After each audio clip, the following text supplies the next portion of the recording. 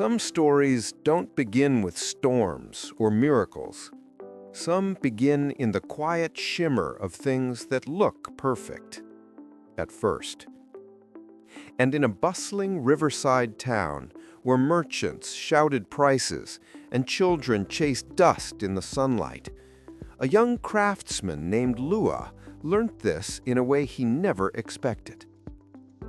Luwa had always admired beautiful things: polished brass cups, gleaming jewelry, woven fabrics that caught the sun and scattered it like tiny stars. He believed beauty carried truth, and he trusted anything that shone brighter than its surroundings. One morning, a traveler arrived. His stall sparkled unlike anything the marketplace had ever seen. Rings, stones, pendants, all glowing with impossible radiance. People flocked around him. Luwa did too. He stood there, captivated by a small pendant shaped like a leaf. It glowed softly, as though storing light inside itself. The traveler noticed his fascination and smiled with the perfect confidence of someone who had sold this very moment 100 times before. "It belonged to someone wise," he said. "It brings clarity." Clarity. That word alone hooked Luwa. He bought it without a second thought. Luwa wore the pendant everywhere.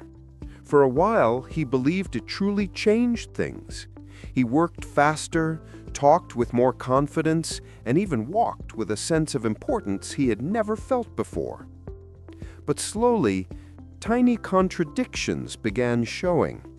A friend asked him a question about his craft, something simple, and he found himself second-guessing the answer.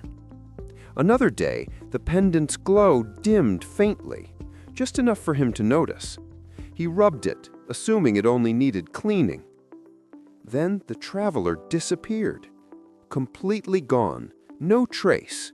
Only the glittering memory of his stall remained in Luwa's mind.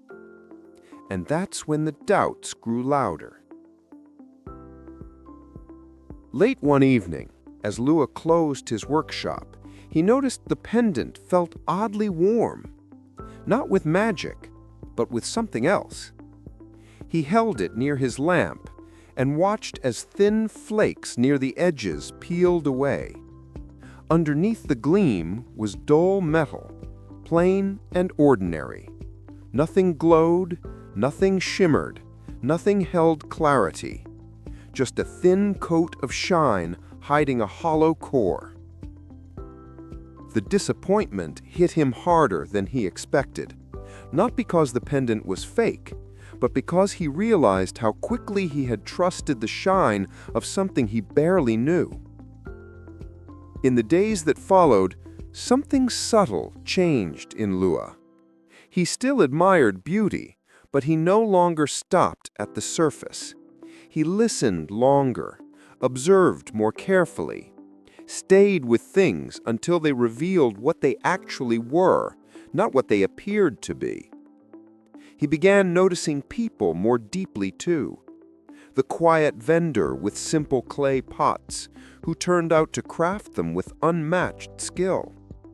The shy boy in the corner of the market, who sold herbs that healed wounds faster than the loudest pharmacist's mixtures. The elderly tailor with faded clothes, whose stitching never came undone. The shine he once chased suddenly felt shallow compared to the depth he had overlooked. Weeks later, Luwa kept the dull pendant on his shelf, not as a failure, but as a reminder that the brightest light wasn't always the truest, a reminder that value didn't always announce itself with sparkle, a reminder that some things and some people needed time for their real worth to appear. And in that busy riverside town, with all its noise and colors and glittering distractions, Luwa finally understood something that didn't shine, yet illuminated more than anything he had worn around his neck.